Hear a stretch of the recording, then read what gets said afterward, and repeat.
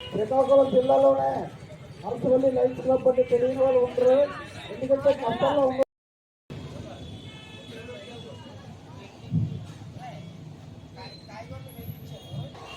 దయచేసి స్వామివారిని గమనించండి.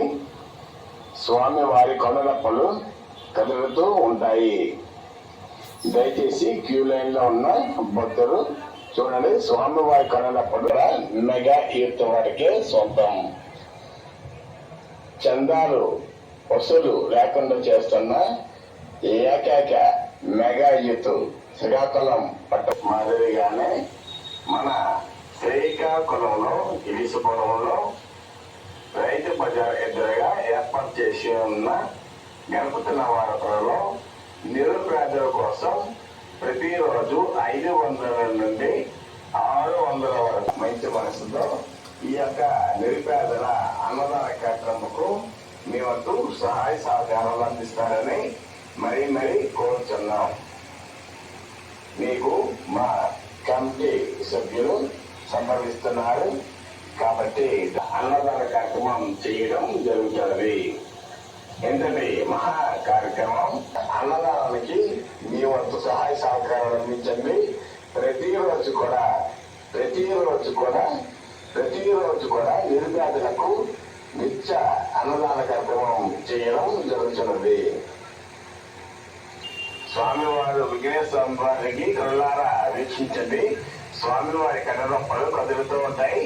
అలాగనే స్వామివారి మనలో సర్పం కదులుతూ ఉంటాయి.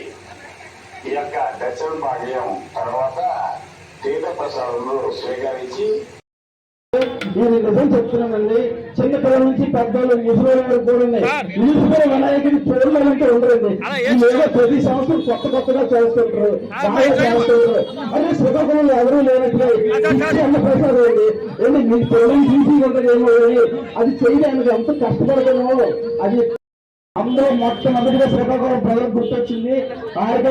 మున్సిపల్ మేనేజ్మెంట్ ఆధ్వర్యంలో జరుగుతున్నటువంటి వినాయకుడు ఆర్కే కన్స్ట్రక్షన్ కన్సల్టెన్సీ అధినేత గారు ఆర్కే ప్రసాద్ గారు, సాధారణ మేడం గారు, మున్సిపల్ మేనేజ్ గారు ఆధ్వర్యంలో రోజు అలాగే ఈ రోజు ఇంత చక్కటి వంటకారాలు రుచికరమైన వంటకారాలు అందించేటువంటి కల్లా గారికి మా ధన్యవాదాలండి.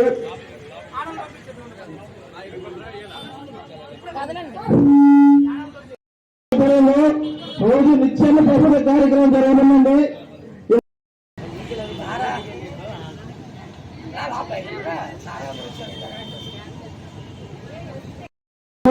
కనిపించడం చాలా మంచిదండి. ఎందుకంటే మనం అందరికీ తెలుసు మొత్తం కనుక సంవత్సరం ఒక్కసారి వినాయక రావటం వస్తుంది. 350 ఈ 11 రోజులు ఏదో ఒక రోజు తింటే మాత్రం చాలా మంచి జరుగుతుందని మా నమ్మకం. అది దయచేసి ప్రసాదాన్ని స్వీకరిస్తారని మరీ కోరుతున్నాం. అలాగే ఇంతటి భక్తులందరికీ నా నమస్కారములు. ఈ యొక్క ఇన్సూరెన్స్ జంక్షన్ అని ఈ మహావినాయకుడిని ప్రతి సంవత్సరం కూడా మేము పెట్టి ప్రతి సంవత్సరం కూడా అన్నదాన కార్యక్రమం నిర్వహిస్తూ ఉంటాము. అయితే ఈ సంవత్సరం అన్నదాన కార్యక్రమంలోని మన లయన్స్ క్లబ్ హర్షవల్లి కూడా పాల్పంచుకోవడం మాకెంతో ఆనందంగా ఉంది. ఈ లయన్స్ క్లబ్ వాళ్ళు మరిన్ని మంచి కార్యక్రమాలు చేస్తూ ఆ విఘ్నాయకుడి ఆశీస్సులు శుభములు కలగజేయాలని కోరుకుంటూ సెలవు తీసుకుంటాం. అదే ఈ విఘ్నాయకుడికి మనం విగ్రహం పెట్టడానికి కానీ అన్నదానానికి కానీ ఎక్కువగా సహకరించేది ఈశ్వరం మెగా అప్పి వాసు మొదలు వాళ్ళందరూ కూడా సహకరిస్తేనే ఇంత పెద్ద కార్యక్రమం జరుగుతుంది. వాళ్ళందరికీ కూడా నా హృదయపూర్వక ధన్యవాదాలు తెలియజేస్తున్నాను. అందరికీ నమస్కారం. మరి మన వినాయక మహోత్సవాలు సందర్భంగా గణపతి నవరాత్రులు మేము ప్రతి సంవత్సరం ప్రతి ఏడాది నిర్వహిస్తూ ఉంటాము. కానీ ఈ రోజు అంటే 11 రోజులు అన్నదానం చేస్తూ ఉంటాం. హరిక కన్స్ట్రక్షన్ హరిక ప్రసాద్ గారు వారి సతీమణి నేను చేస్తూ ఉంటాము.